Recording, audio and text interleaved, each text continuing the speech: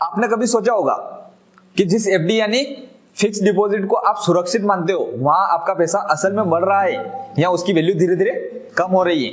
आज हम आपको नंबर्स ऑफ एग्जांपल के साथ बताएंगे कि एफडी में पैसा रखना क्यों कई बार आपके लिए सही ऑप्शन नहीं होता। भारत में करोड़ों लोग एफडी को आसान और सुरक्षित इन्वेस्टमेंट मानते हैं, लेकिन क्या वाकई में एफडी आपके पैसे को बढ़ा रही है या महंगाई और टैक्स की वजह से उसकी वैल्यू धीरे धीरे कम हो रही है? आइए समझते हैं।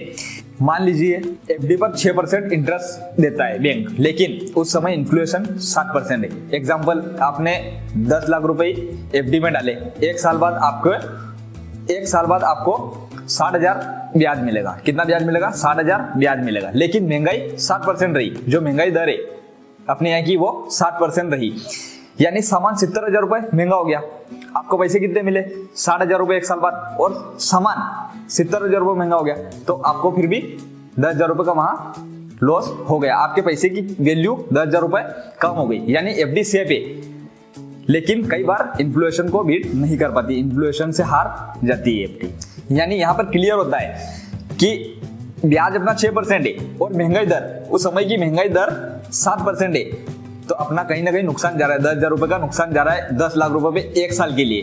तो अगर सामान का भाव बढ़ेगा और अपना पैसा नहीं बढ़ेगा तो अपने को कहीं ना कहीं नुकसान होगा। इसलिए जो महंगाई है उससे एफडी हार जाती है। अब बात करते हैं हम पॉइंट 2 की, एफडी और टैक्स। एफडी से मिलने वाला ब्याज पूरी तरह टैक्सेबल होता है। एफडी पर जो ब्याज मिलता है उस पर पूरी तरह टैक्स लगता है। एग्जांपल, यदि आप इसको ऐसे समझे हम, यदि आपको 60,000 रुपए ब्याज मिला और आप 30% वाले टैक्स स्लैब में आते हैं तो 18,000 रुपए टैक्स देना पड़ेगा गवर्नमेंट को। 18,000 रुपए टैक्स देना पड़ेगा। तो 60,000 रुपए में से हम 18,000 रुपए माइनस कर देंगे तो आपको बचा कितना? 42,000।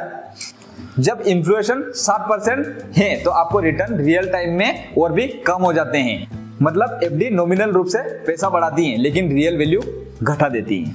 अब बात करते हैं हम लिक्विडिटी और पेनल्टी पर।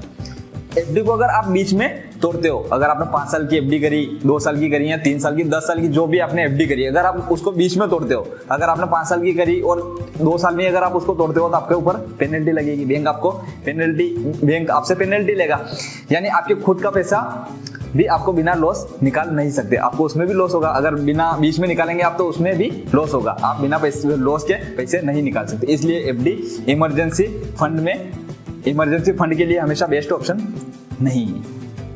एफडी की लिमिटेशन की अगर हम बात करें तो लोग एफडी इसलिए चुनते हैं क्योंकि उनको लगता है कि यह पूरी तरह सेफ है, लेकिन असल में deposit insurance and credit guarantee corporation, जिसे DICGC के हिसाब से किसी भी बैंक में सिर्फ 5 लाख तक का ही पैसा इंश्योर्ड होता है। 5 लाख तक आप जो रकम रख रहे हो उसका ही इंश्योरेंस होता है बैंक में। यानी यदि किसी कारण से बैंक डूब जाए तो आप 5 लाख तक ही क्लेम कर सकते हो। अगर आपने 15 लाख रुपए की एफडी कर रखी और किसी भी कारण से बैंक डूब गई या कुछ भी हो गया है बैंक को, तो आप सिर्फ 5 लाख तक ही क्लेम कर सकते हो। बैंक आपको सिर्फ 5 लाख रुपए तक ही पैसे देगी, बाकी 10 लाख। अब आपके दिमाग में यह सवाल आया होगा कि एफडी से बेहतर क्या हो सकता है? अगर एफडी में हम निवेश नहीं करें या कहीं और करना चाहें तो कहाँ निवेश कर सकते हैं? नंबर 1 पे हम बात करें गवर्नमेंट बॉन्ड्स, आरबीआई बॉन्ड्स, जो गवर्नमेंट के बॉन्ड्स होते हैं, या आरबीआई भी बहुत सारे बॉन्ड्स निकालती है। एफडी से ज्यादा और सुरक्षित, इन्फ्लेशन से बेहतर रिटर्न देने वाला विकल्प हो सकता है। आप यहाँ पे भी निवेश कर सकते हैं। अगर नंबर 2 पे बात करें हम डेब्ट म्यूचुअल फंड, कुछ कैटेगरी इन्फ्लेशन को बीट करने की क्षमता रखती है। बहुत सारे म्यूचुअल फंड ऐसे होते हैं जो इन्फ्लेशन से ज्यादा रिटर्न, मतलब 12-15 उससे भी ज्यादा रिटर्न देते हैं, तो आप वहां पे भी निवेश कर सकते हैं। इंडेक्स फंड या ETF, लंबी अवधि लॉन्ग टर्म में इक्विटी इंडेक्स फंड ने हिस्टोरिकल 12 से 15% या उससे ज्यादा रिटर्न दिया है। आप वहां पे भी निवेशित रह सकते हो या वहां पे भी निवेश कर सकते हो। SIP एक सिस्टमेटिक इन्वेस्टमेंट प्लान है, लंबे समय से कंपाउंडिंग का फायदा देता है। आप अगर SIP में निवेश करेंगे तो आपको कंपाउंडिंग का फायदा भी मिलेगा।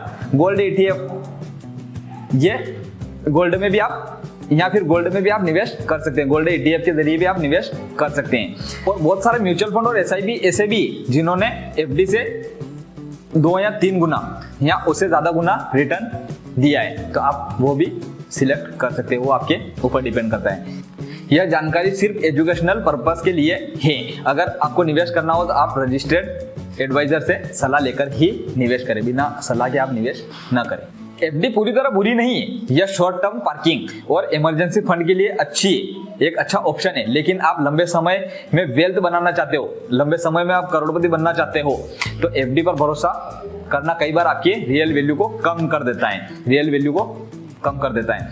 इसलिए अगली बार आप जब एफडी चुने तो सिर्फ नॉमिनल रिटर्न नहीं बल्कि इन्फ्लेशन और टैक्स को भी ध्यान में रखें।